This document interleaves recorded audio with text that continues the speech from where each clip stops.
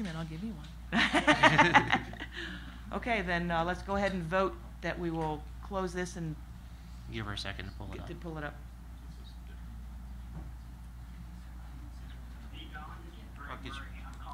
Oh, okay. Sorry.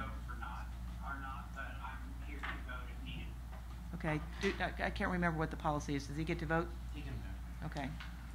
Okay. Yes, I guess you do get to vote. We get to hear your vote. You don't get to do the little clicker vote.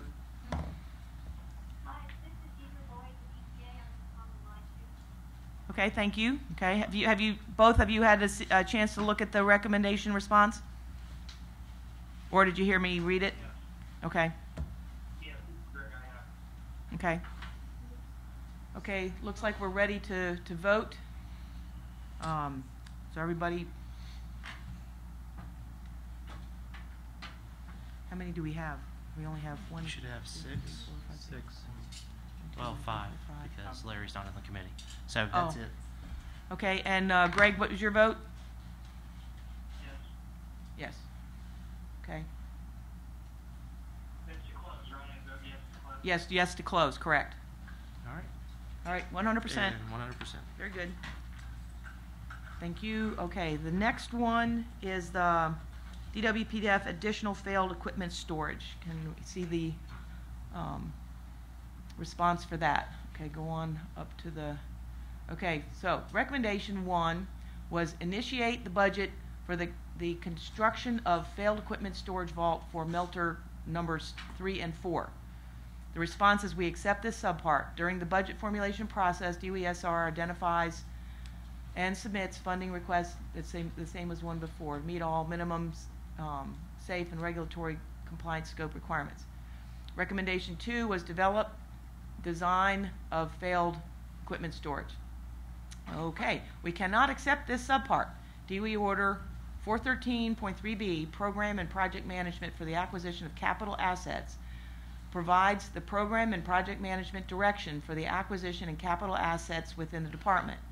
DOE Order 413.3B requires approval of multiple critical decisions before design of a capital asset can begin. DOSR will follow the budget formulation process as stated in Recommendation 1 above. However, until the capital line item project has been approved by Congress and critical decision 1 has been approved by the appropriate project management executive, DOSR cannot commit design funds. That makes sense, actually. Okay, number 3, start the construction to keep the construction costs low, and it should be completed as soon as possible so that it does not impact high-level waste disposition schedules. We cannot accept this subpart. It's the same thing related to project management orders. Requires the order, the critical decision. Keep going. Go ahead. Keep going. So it's the same. It's essentially the same response as before. You've got to go through all the right steps before you can do design, before you can start construction. So so the fact that number 1 is accepted, that says yes, we're going to go look at this and start the first steps, then that should be acceptable. Any discussion? Yes. Not to sound snarky, but we're told to put the recommendation in and they figure out the steps, and now when we have steps, they won't do it because there's steps.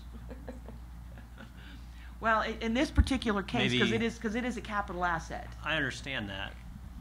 So, and that is a little bit based on the discussion we had last meeting about telling us what you want us to do, not how you want us to do it. So what you want us to do is to come up with more storage for failed equipment, and by doing those extras, putting those and yeah. So the brunt of it is covered in 1. Yes, exactly. Susan. Susan Corbett, Kev. I like Larry's idea of putting the failed equipment into the tanks and grouting it in. So do we want to talk about that now, or do you want to That's pin kind that? of a cool idea. But I don't know how you get it in there. I can leave. Let's go ahead and do that. Yeah. Can you come up and we'll address that? Good evening. My name is Steve Thomas. I manage the Waste Disposal Authority Department for Savannah River remediation. It's an excellent question. It's one that we've looked at really several times, and every now and then we come back to it. The thing to remember with disposing of equipment or disposing of things in a waste tank, you really are what we call mixing streams. In the case of closure for a waste tank, we clean a waste tank and there's some residuals left in the tank, and we close it. Okay, with what's left in the tank. In the case of a disposal facility, you design, build, engineer a disposal facility designed specifically to dispose of equipment or like saltstone or in a burial ground, other types of low-level waste. And so, in the case of our waste tanks, as you know, they're very close to the water table. Some of our tanks are actually in the water table. So they're not the optimal place to dispose of material. And so you have, on one hand, again, the regulatory structure, both federal and state, doesn't support or allow it. You'd have to create a new regulatory structure for that. And then secondly, it's not optimal to do that, again, due to the water table level and things such as that. So again, it's something that we have in the past looked at, but at this time it's not a viable solution for us.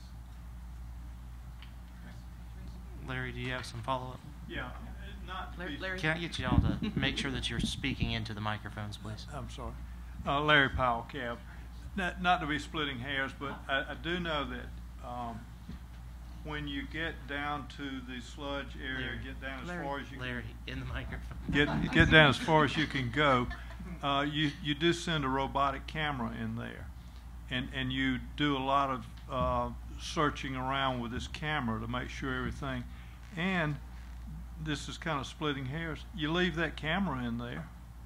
I know that you can't just willy-nilly say, you put this desk in that tank and fill it up with concrete.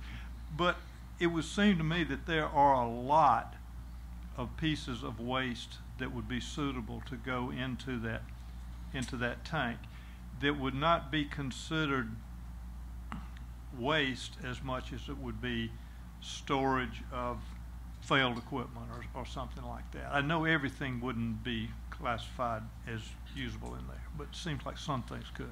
Okay. A couple more points on that.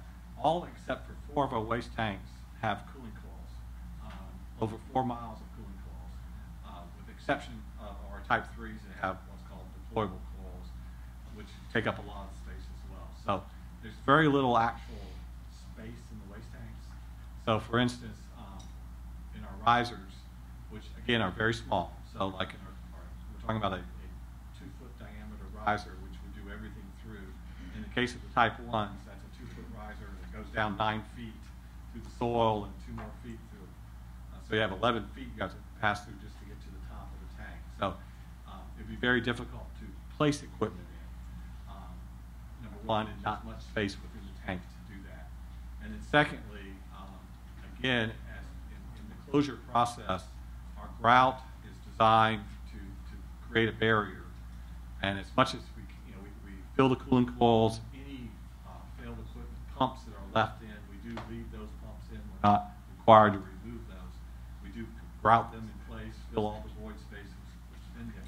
Because the idea is to have a very stable matrix that takes a very stable matrix that prevents water or inhibits water as long as possible from making its way down the cell. The more stuff you would put in there, believe it or not, that stuff actually, when we're talking in terms of hundreds of thousands of years, corrodes quicker and would create fast flow paths through. Makes sense. So again, it's there's some good technical reasons as well.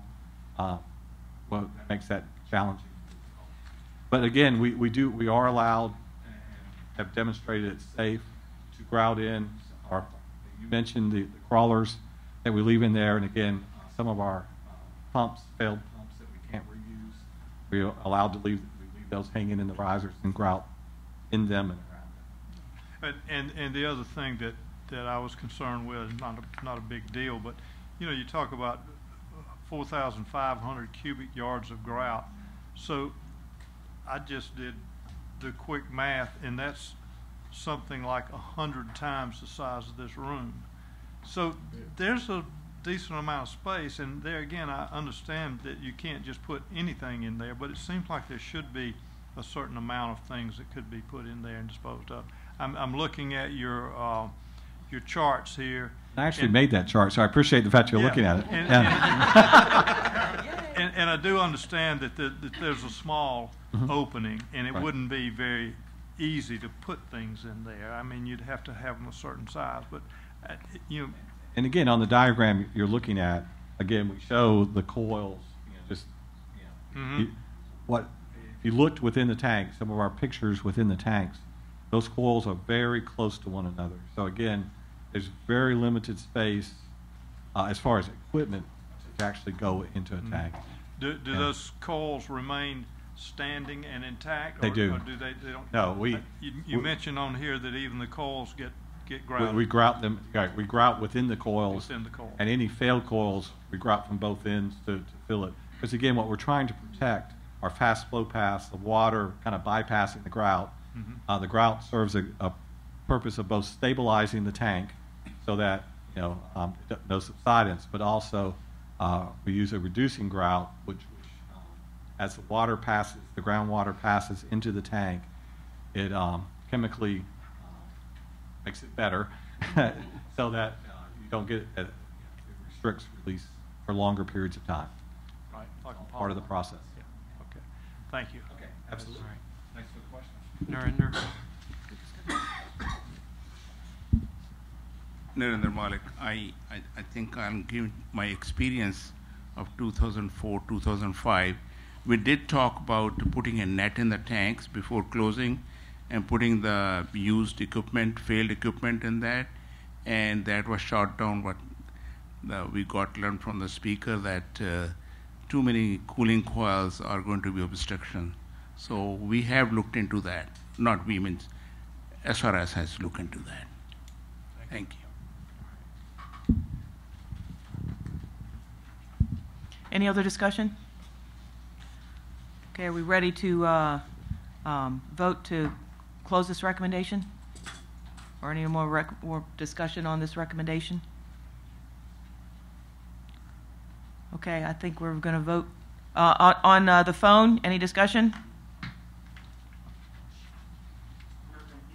Okay. Okay, let's vote.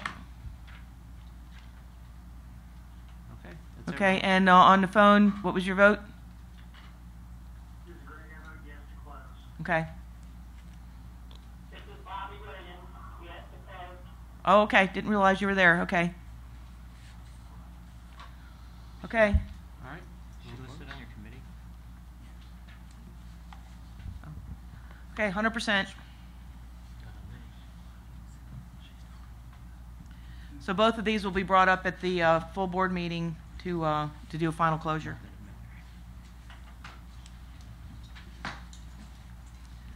Drive safely.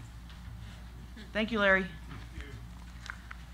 Okay, we have one pending recommendation is to reclassify the high-level waste definition.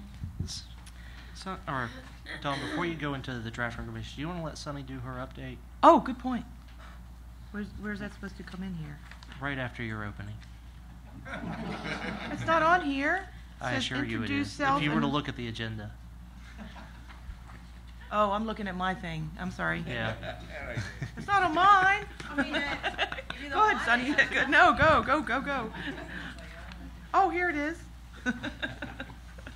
Good afternoon. I'm Sonny Blanco with the Department of Energy. I'm here to give you the update on the status of liquid waste, waste disposition. The liquid waste system outage is now complete, and it has been successfully completed. The Defense Waste Processing Facility, or DWPF, resumed operations on May 8th and is now in standby mode after having to shut down canister pouring due to air-in leakage in the bellows area of the melter. The facility is currently troubleshooting that system and expects resuming operations in the next few days after resolving the issue. The Modular Caustic Site Solvent Extraction Unit, or ARPMCU, resumed operations on May 23rd and shut down a week later to implement corrective actions related to tank farm waste transfer procedures. Operations will resume in the next few days. 238 canisters have been double stacked in FY18 in the glass waste storage building number 1 for a total to date of 440 canisters. 189 positions have been modified so far in FY18 for a total of 684 positions to date.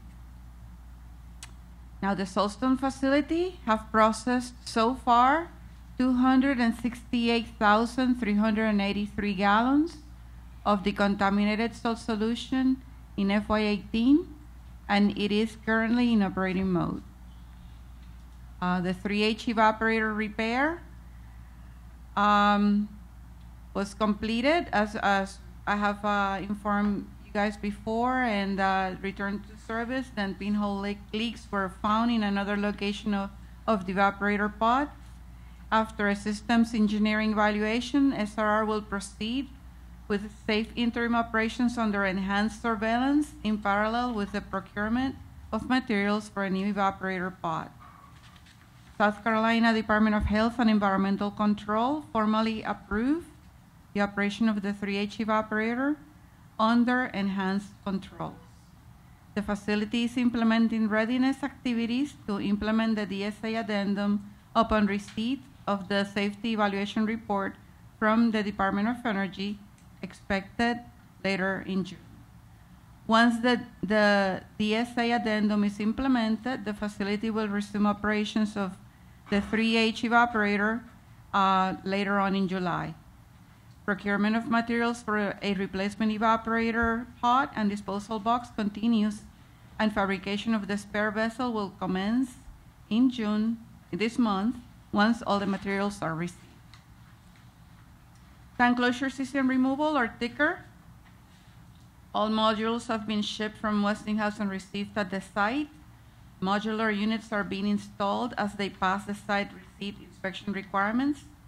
Work on Tank 10 balance of plant and safety analysis continues, with the technology demonstration planned to begin in the fall.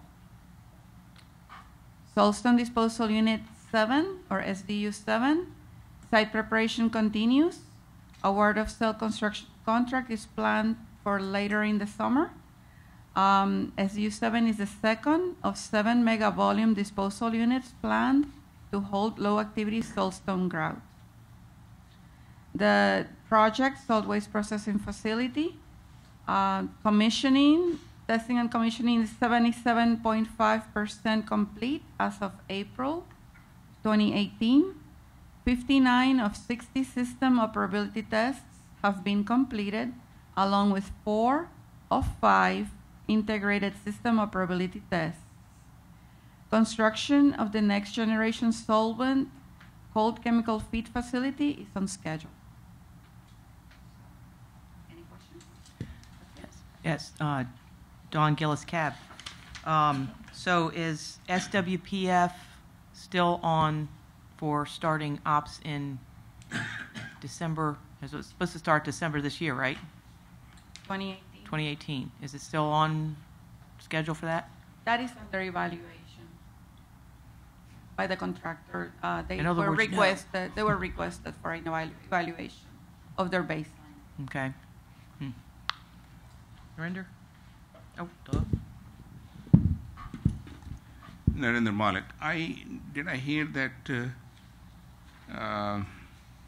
procurement will go for the pot for 3H evaporator? What was that again? I'm sorry. Procurement to obtain pot for 3H evaporator?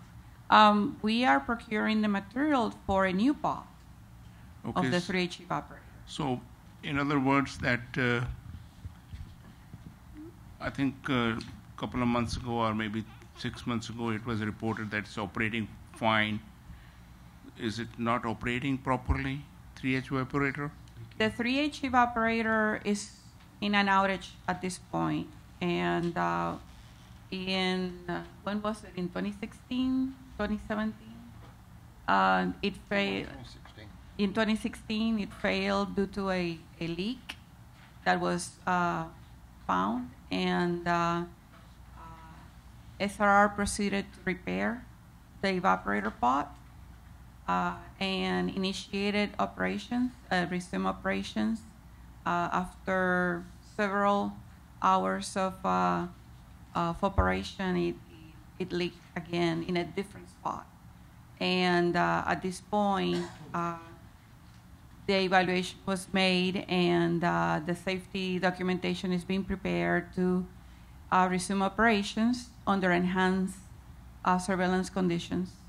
And the DHEC approved formally our path forward, and that's the path that we're following. And we expect for the evaporator to resume operations later on in July. The same same pot? Same pot. Are we going to fix the leak in that? We're not planning to repair it at this point. We're just gonna continue operating it under enhanced surveillance. It is the leak site is hairline size, so we are expecting for it to be blocked by salt. The salt itself, it form a nodule, and under those conditions, is foreseen that we would be able to operate it. Well, I think that's what the president of SRR had mentioned, that the leak may seal itself through the salt depositions. Exactly. But I was not very confident about that, because the age and the material and the size of the pot is too big. It may leak here and there, and I think we should evaluate the new pot to be of a different size, of different material, which can stand the heat and the chemical composition of the liquid to be heated there. The new pot will be fabricated. With lessons learned have been applied to that specification, and we will have it in hand if it was necessary to be replaced. Thank you.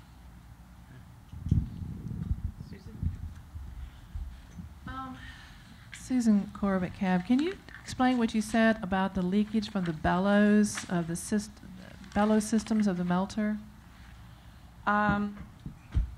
The melter is in the, we could say, like a teapot that has a pour spout. And I'm not wanting to do like the song, but but the bellows is actually that arm.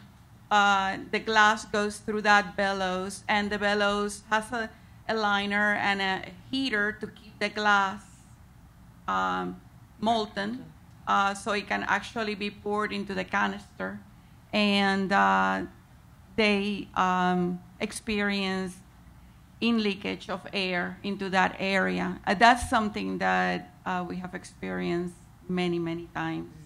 It's just the pain of going through resumption of operations and after being in an outage. So we'll continue working all the kinks and all the bugs out of the system. And at this point, they are working with the heater, troubleshooting to see what's the problem. Okay, thank you. And also, I guess maybe I missed this at the full cab meeting. So we're in standby. Could somebody explain to me why we're in standby really quickly? That's what I. In the Defense Waste DW, Processing yeah. Facility? Yeah. Why are we in standby again? Because the pouring operations have been shut down. So we are, that system is not operating at this point, so it's on standby. When did that start? It was last week. It was last week, about a week ago. Are we going to get a report on that? Will we get a report on that? The next cab meeting or anything? Jim Folk, DOE. Not sure what part of the report you like, but what Sonny was summarizing was as you know, we had finished our 15-month basically outage, as we had gone through the melter replacement activities and the upgrades we were making at DWPF. So the contractual commitment we had was to put all those pieces back together, get our melter back up and running by the end of May. And they achieved that milestone, so they actually started feeding the facility, started pouring glass into that canister, and that's when the event that Sonny was describing. And again, that bellows is simply a unit between the melter and the canister. And as you recall, in order to activate that flow stream, you pull a vacuum on the melter. So that's what physically pulls the glass up that arm, as Sonny was describing, and drops it down into the canister. And so simply what happens is there's a little bit of air in leakage there, so it breaks the vacuum and you can't pull. So that's what we're working out, just to replace that bellows. And that's what's caused the standby or the outage? Yeah, we simply can't pour. So again, remember what standby means for us is it's not pouring, right? So the heater's up, it's heated, it's sitting there with molten glass just waiting to pour. And so that's the one component we have to repair. Thank you. You're welcome. Thank you. All right. She's already sat down. Not for her. Oh. Just digesting, Dan Kaminsky Cab, just digesting what Susan had pointed out in the last committee meeting about having something in writing. So I understand we all love the live data, but I think it would be conducive for the cab to have an outline with, even if it's 2-week-old information, and we can fill in the blanks for today's items. Otherwise, we're kind of left to our own devices, and I don't grasp it all either. Trying to jot down the high points and digest it is a little bit difficult. So, That's a process question. Yep. just to see if I can repeat this back so that I understand. You're looking for us to create basically bullet points of the talking points that might be covered with space underneath it so that you can fill in? That would be awesome. Or if the update was created with information 2 weeks ago, that would be released to be in print to us, and then we can just take notes on top of that for whatever changes happened in the last 2 weeks. We'd be really hesitant to put out information in written form that we know is going to be old. That's generally a bad practice in a PR perspective. Publishing information that's not current. We'll take a look and see what we can do. If there's a way that we can make that easier beyond you taking notes as they speak, we'll have to take a look and see. I mean, we had the same topic.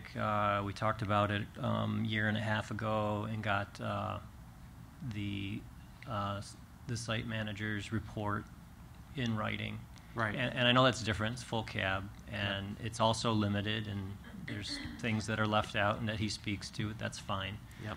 But the brunt of it's there, and then the things that aren't, it's pretty easy to take a couple of notes as someone's going through a lengthy update versus trying to digest and capture the notes of the entire So we'll take an action to take a look at that and see what we want to do. I know that. So maybe your notes idea, just a rough outline, like if you're talking DWPF, ticker. We'll take a look at it and see what we can do. Okay. Just an idea. I hear you. Thank you. Hey, Dawn Gillis Cab. All right. Now that I have the right agenda in front of me, the next topic is the FY19 budget opportunities. I think the lid's on. The presentation from the full board. Does anybody have anything from the presentation from the full board that they need more information on, or any discussion? No? Okay. All right, then we get to go to the draft recommendations. So the first one is the ship low activity glass logs to WIP. I'll go ahead and read it. When DWF began operations, a significant amount of relatively low activity waste was contained in these logs. and I don't know if you guys have been able to see this, and let me know if I'm technically accurate or not, Sonny, and what, have you seen this draft? Okay.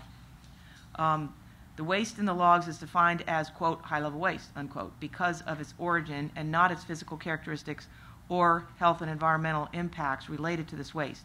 The CAB has recently recommended that DOE look into redefining radioactive waste categories by the actual content of the waste, risk-based, versus the origin of the waste. The CAB realizes that there is a law defining this and that it can't be changed quickly. But as part of the actions related to that recommendation, other actions that will help to de-inventory the SRS of radioactive waste can be done concurrently. Recommendations. The CAB recommends that DOESR 1 determine how many of the currently stored glass logs could be reclassified as low-level waste based on the actual curie and actinide content, risk-based. 2, determine how many future logs might be so classified. And I recognize that this would be very conceptual, especially when it comes to that, but we know what's in the, more or less what's in the tanks. Work with WIP to determine required actions to be completed to their facility to be able to receive and dispose of those glass logs. 4, provide a conceptual plan for implementing this at SRS, including new facilities and transportation infrastructure that would be required. The operational word there is conceptual. I recognize that there's a lot that would go into something like this, and that we're just talking, you know, well, if we were going to do this, we would have to think about these things. 5, provide a tentative schedule, again, it's very conceptual, as to when this could be implemented, assuming technical considerations only. And there's my versus political. That can come out. But you know what my concept of what I'm talking about there. If we had all of our druthers and the best way to go, then I'm just trying to get a. This might be too detailed, but this is what what I'd like to see. So discussions. Yes, Susan.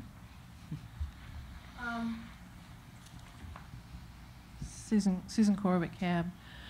I'm probably not going to be able to vote for either one of these, not because I don't appreciate, you know, that we want to get this stuff out of here, but, you know, I've got something today that, and I'll pass it around if you want to read it. This is from the New Mexico Department of Environmental Department. They're just not going to do this. There's just there's no political or environmental or any kind of will there to. It's just they're saying no, and I mean I love the idea of trying to do something with this stuff, but I think that, are we just kind of just spinning our wheels here? And I'm not sure that I feel like I could vote to send this stuff to some place that really doesn't want it. I mean, if you look at what they're saying in there, one of the reasons they're saying no is because there is significant public concern in New Mexico.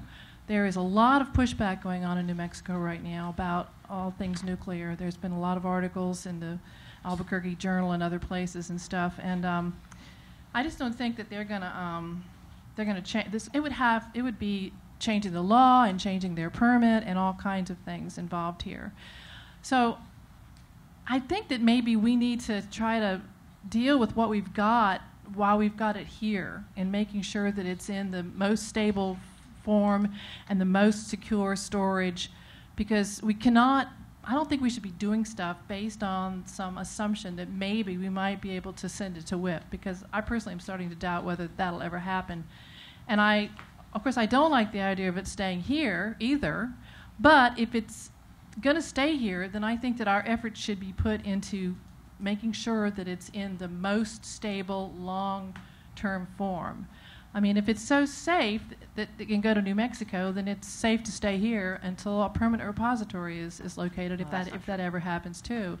I applaud your effort here, and I understand the sentiment, but I just don't think that.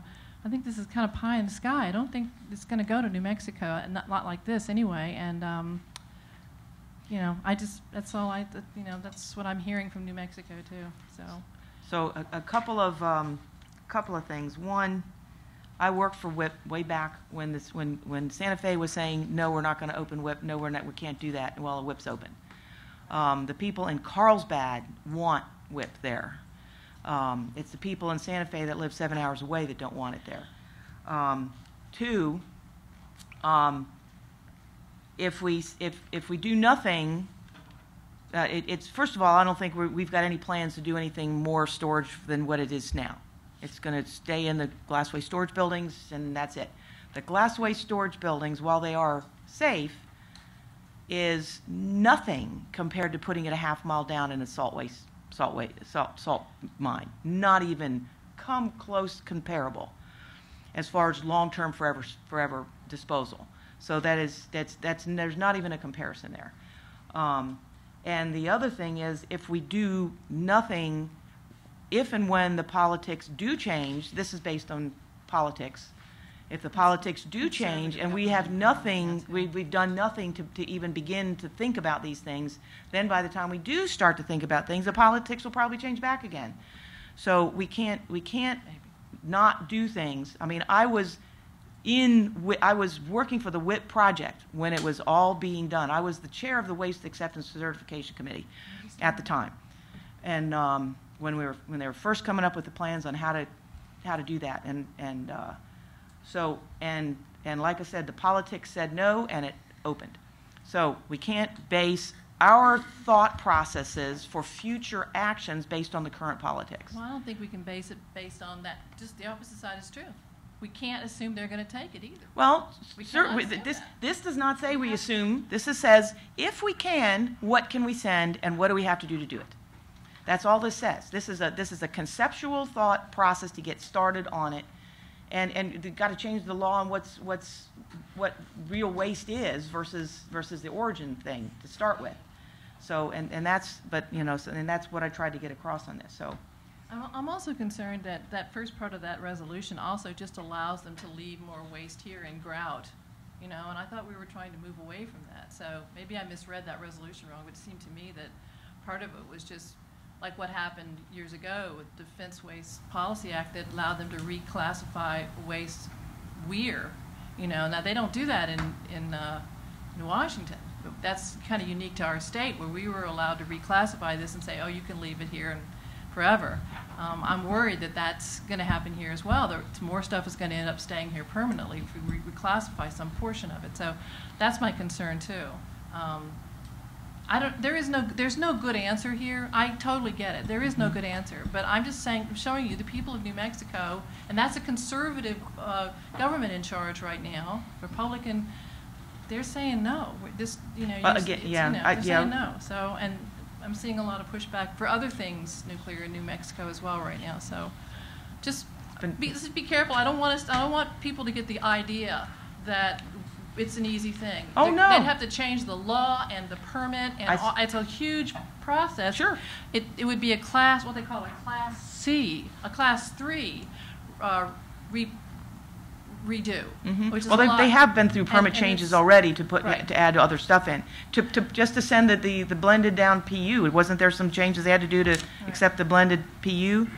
I mean, I'm not 100% sure of that one, but it's just the volume of it that's going to go is going to be a big one. I just don't want us to get all excited and waste a lot of time and say, because it's not going anywhere. It's all right. Not going to happen. Other discussion? That's all my.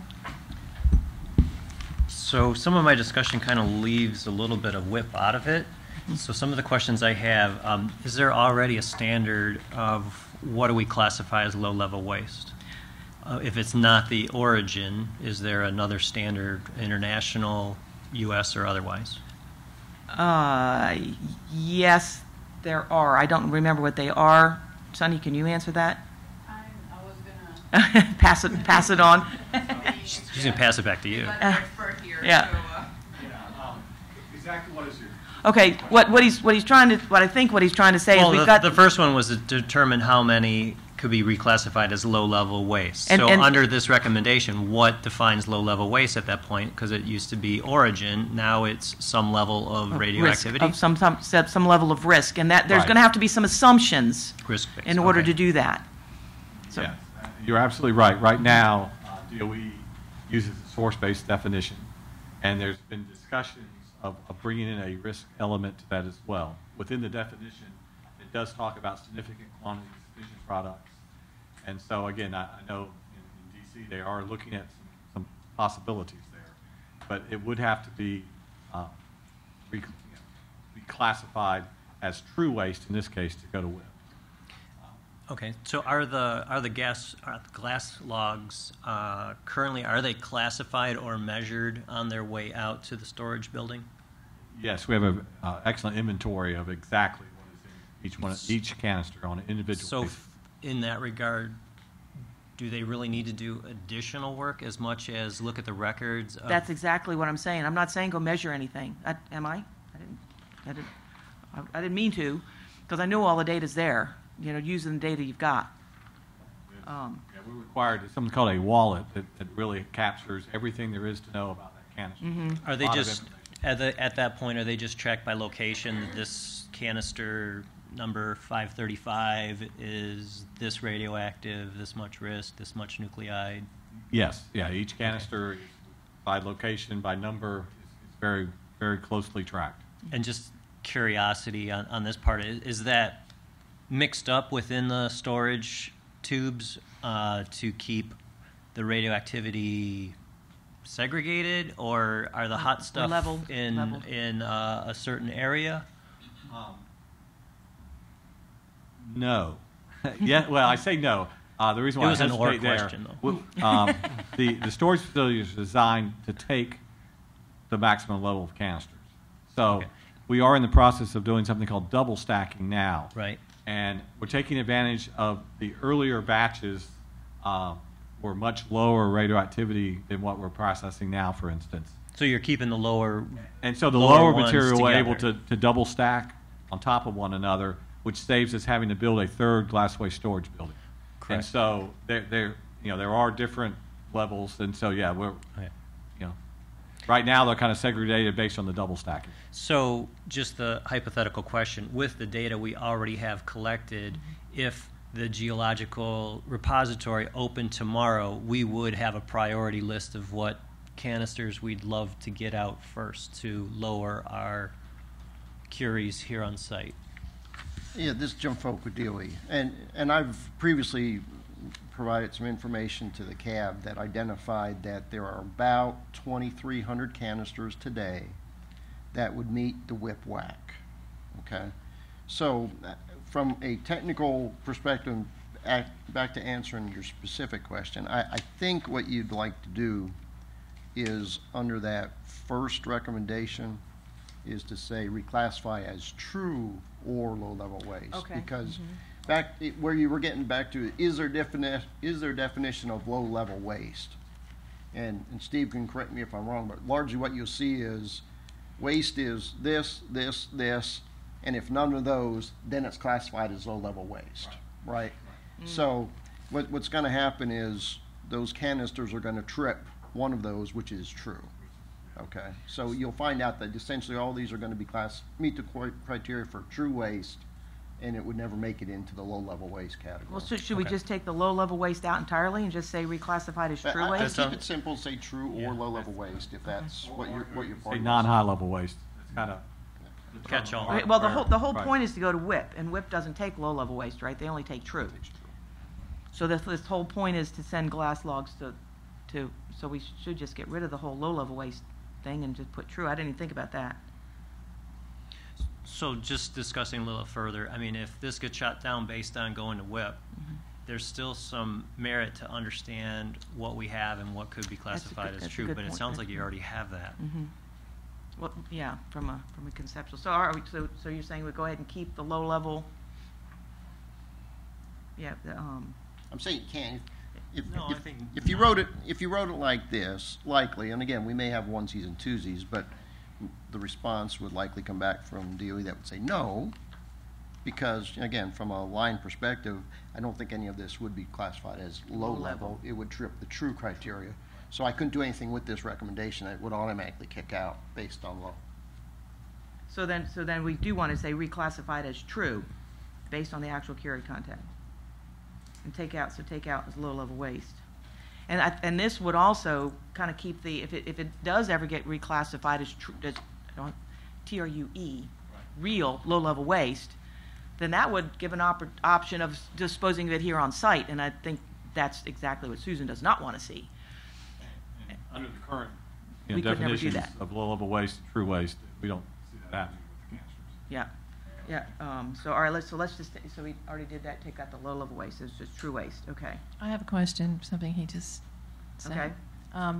Susan Corbett, Cab. So you said something about the canisters that you're filling now have higher radioactivity than the older ones. Could you speak to that? Some of our earlier canisters, purposely, our earlier batches, as we started up Saltstone, had some of the lower activity sludge waste from a fission product or actinide standpoint.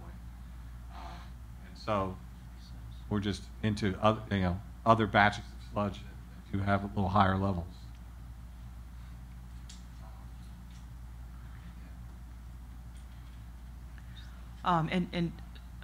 One other thing that I, based on what Susan was saying here, number 3, work with WIP to determine required action to be completed to their facility. We can put and permitting or and regulatory requirements.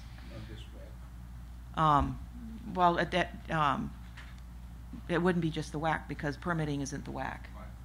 So put Susan's right. The permit is a big deal. currently doesn't allow any tank waste from our And- site to go there. It's actually, my understanding, by tank, they list the different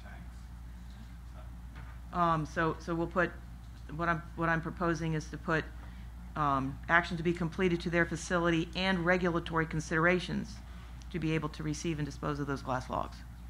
Would that? So basically, we're asking people to change their state law so they can take our radioactive garbage. Sure, that's we do that all the time. I can't vote for that. I can't do it. I won't do it. Okay. Any other discussion? You still have something, Nolan? Yeah, I do. Just curious, do the existing glass logs already have a transportation cask designed and existing today, or is that something that needs to be developed down the road? I don't think there is. Jim Philp, DOE. At this time, there is no cask that's qualified for the canister. Again, I think I shared once before with the cab that there is a canister out, or a shipping canister out there that is approximately the right size and could work. But again, you would go then through the NRC process of getting it licensed for that material. So we believe there's a shipping container out there that the canister would fit in. But again, additional regulatory work, primarily with the NRC, to get it licensed for that. Okay. Okay, so are we ready to vote as to whether, any questions from the phone people? Greg or Bobby? Thanks. Okay, we ready to vote whether to bring this up to the full board? Yep. Okay, as soon as it gets up on the screen. Yeah, give her a second. Okay, vote. People on the phone, what are your votes?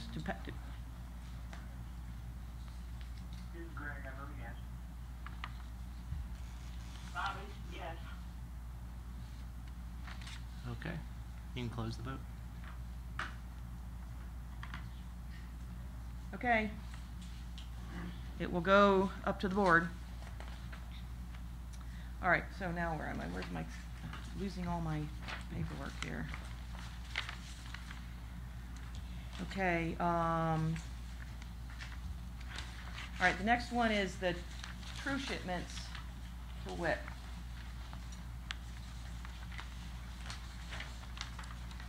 Okay, after some more consideration, you see the change on the screen there, but I'll go ahead and read it.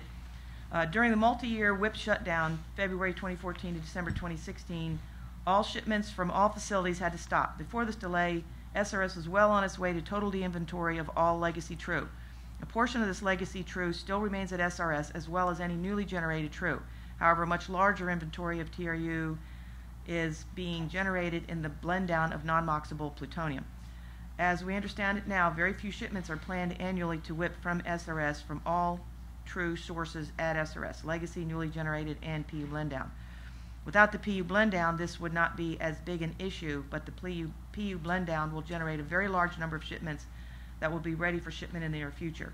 If the number of shipments from SRS to WIP are not significantly increased in the near future, this inventory will grow at SRS.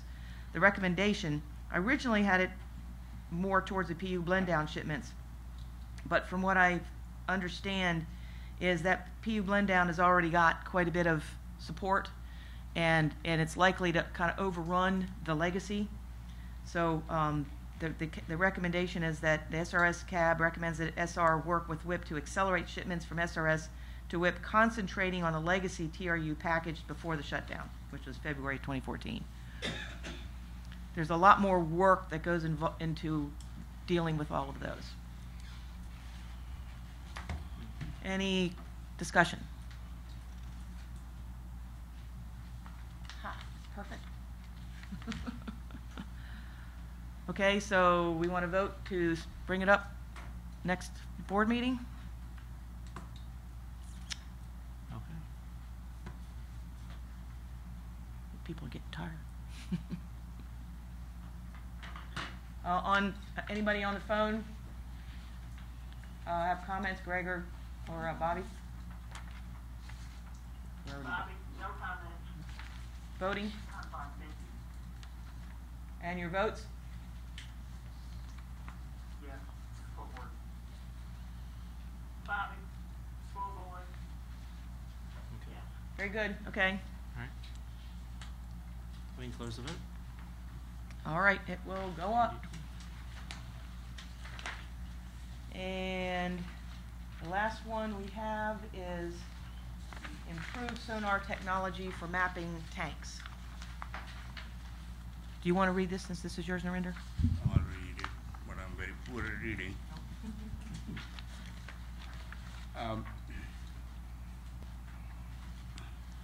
On March 20th, a DOE representative gave a presentation, excuse me, on sonar mapping technology. I think it was very encouraging and it had good results, but I made a recommendation that it should be further improved or do something else.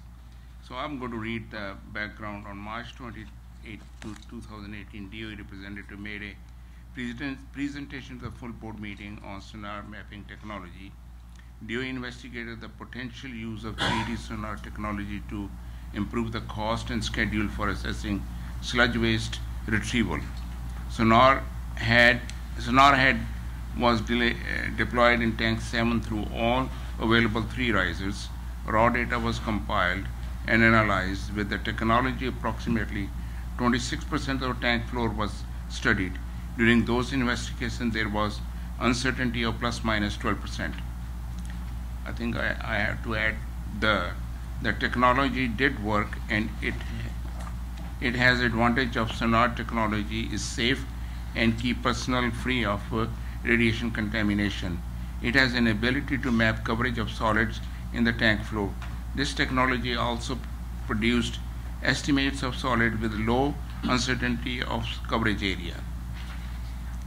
There were limitations in using sonar system for estimating the total volume of the sludge in the tanks.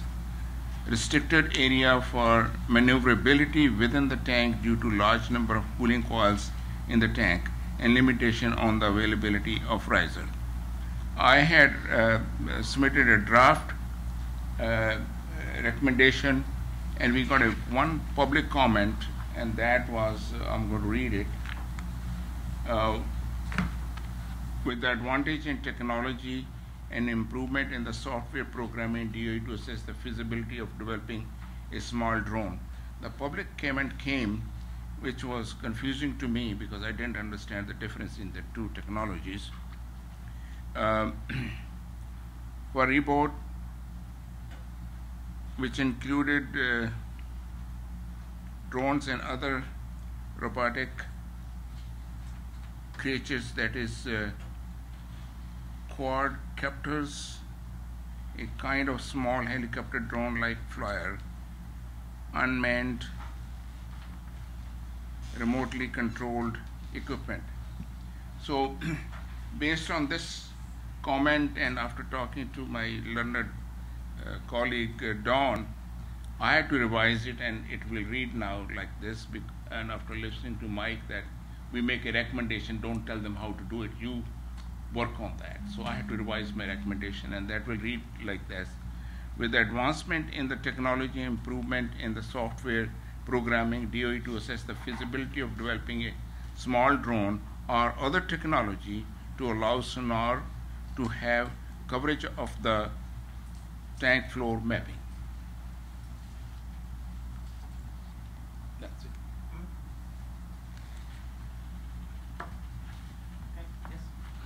So just a quick question. Was the sonar mapping done with the tank full or drained? Tank? The tank itself. Was it drained with just the sludge remaining?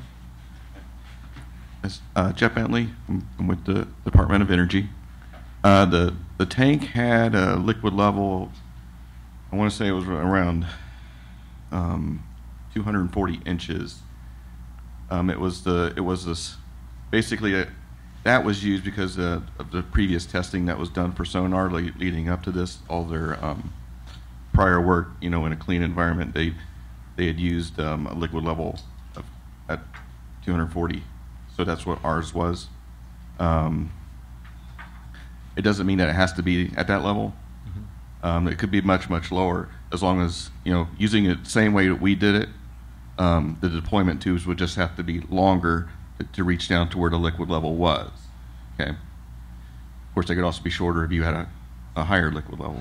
And this type of sonar needs to be in the liquid to be Yes. effective? Okay. Yes, the head has to be submerged into the liquid. Now, the way it was done for us is the actual device was not inside the liquid, or else it would have been contaminated. It was put into a specially designed deployment tube. At the bottom of that deployment tube is what's called a peak dome, capital P-E-E-K, and it's an acronym. I know you guys love them. I don't even know what it stands for, but it's like a polyethylene. They each letter but it's a special plastic that allowed sonar to transmit through. Okay. Just some comments for you on the recommendation. Especially dealing with the comments that came through with the drone. I think I'd like to dissuade you right away from suggesting anything that was a flying type of drone. I don't think it would be conceivable or possible for us to put something inside a tank with all those obstructions, cooling coils, and fly it around and keep it from knocking in and or just being destroyed. So, Don Gillis, Cab, based on the discussion we just had too about putting equipment down in, yes, that was part of that discussion was how limited the space is in there, and it would be pretty difficult to fly something in there. On that, your sonar head would have to be stationary while we do the sounding. Yeah. Actually, Actually, hard to keep something. The reason I was asking this is I was kind of deviating from sonar, having been more acquainted with vision systems, laser scanning, things of that nature. Obviously, can't do that in the liquid though. That being said, I also recall from the presentation that the sonar experiment was quite pricey compared to what you did in the past. So is there a bang for the buck? What do you get from sonar mapping the sludge that you wouldn't get if you just drained the tank and started cleaning sludge?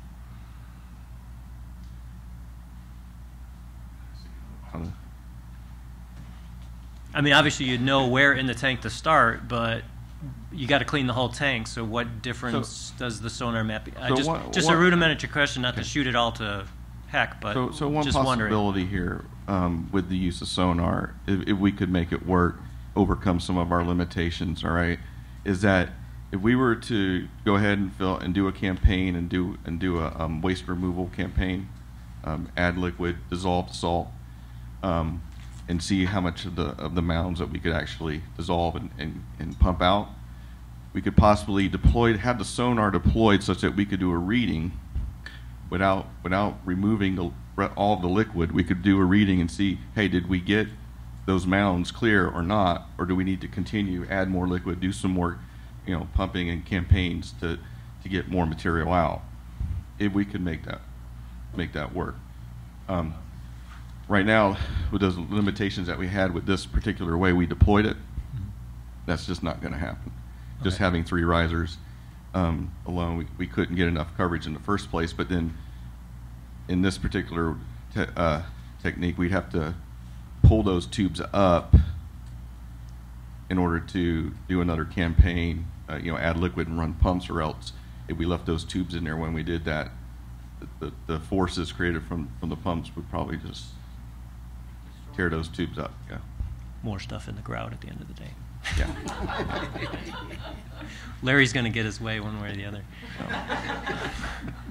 I think that my purpose to write was that look at the feasibility of developing a small drone or some other technology and attach the sonar to that, which has a maneuverability within the limited space of the coiling cause.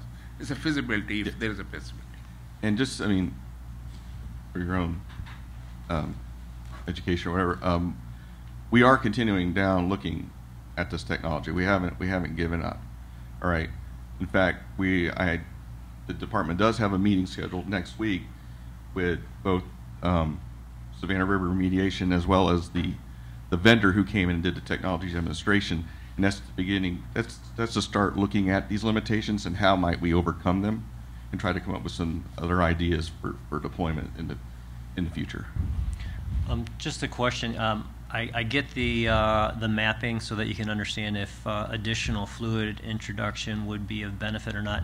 Is it cheaper to process it as fluid or as sludge? Is there cost-benefit analysis as to which way processing that waste in the tank? If you liquefied it all versus scooping out sludge? Well, right now, what we're looking at is we're the salt tanks. So we were doing salt removal, and how much if we got the salt mounds in the tank. Okay. Okay, so it wasn't a question of salt versus Okay. sludge at this point. Okay. But going back to your original question, yes, it is cheaper at this point using the technology that we currently using with the video mapping. But that doesn't mean that it would always be cheaper. We found No, a better way. yeah, it wasn't Okay. necessarily actually cheaper video versus sonar, but as much as obviously there's a benefit since we're talking the salt sludge or the salt waste in the tank. Mhm. So liquefying that is the normal process. Yeah, to- you have to dissolve that salt to get it out of the tank. Okay. Okay. Thanks.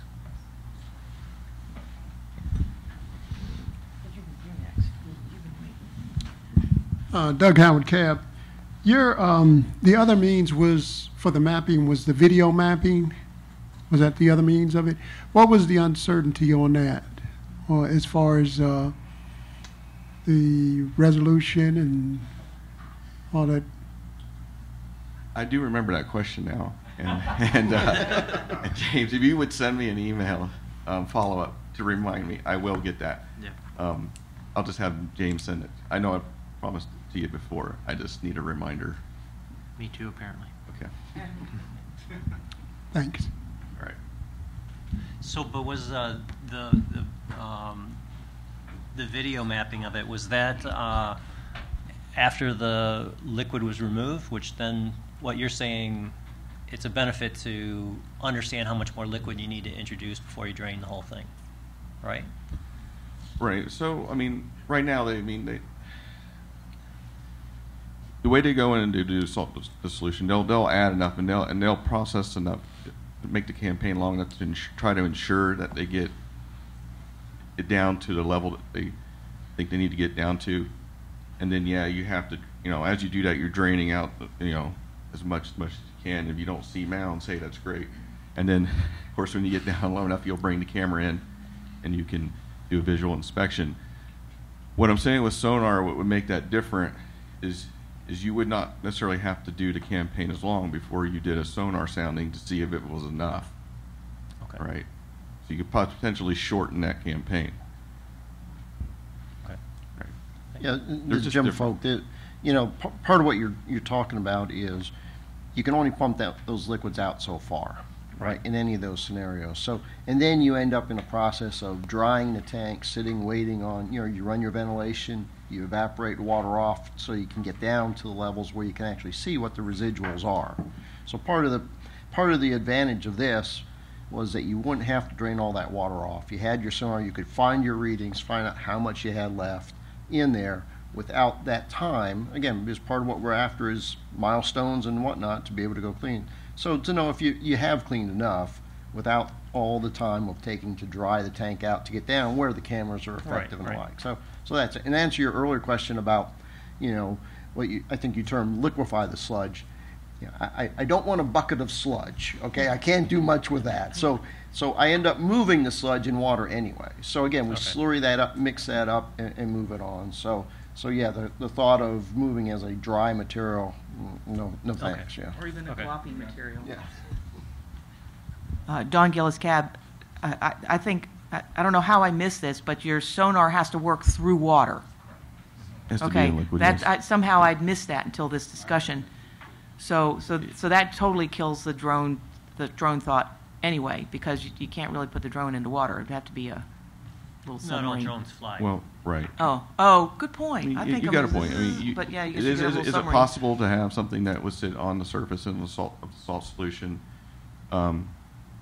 Probably could, but there's other limitations that we have to try to overcome. One is going to be keeping it stationary, which I think we probably could find a way to keep it. I don't think there's waves going on in there but that would move the boat, move it around. But we were to keep it in there. I mean, you're not going to pull this thing out, right? Once it goes in there, it's probably going to stay in there. So if you did not get it clean enough and you had to do another campaign, we'd have to have a way, something already planned out where you could dock this device, probably raise it up out of the liquid, so you could do another campaign. So there are things to think through and to figure out. It's just not as straightforward as, hey, I can drop something down and it solves all my problems. So you want to just put this one off then? Yeah, I think I'll put it out. Let me think again. No, after Okay. knowing So, what's going on, okay. So the Narinder is saying that he's will let it. Do we still need to vote on it, or is Narinder saying No, you don't no? need to. Okay. Him withdrawing it for now. Withdrawing will for now suffice. till. Okay, think a little harder. Okay, so where are we on our little thingy here? We are down to public comments. Are there any public comments? No public comments? Okay, then I guess the next thing on the agenda is to adjourn. Where's my gavel? Thank you.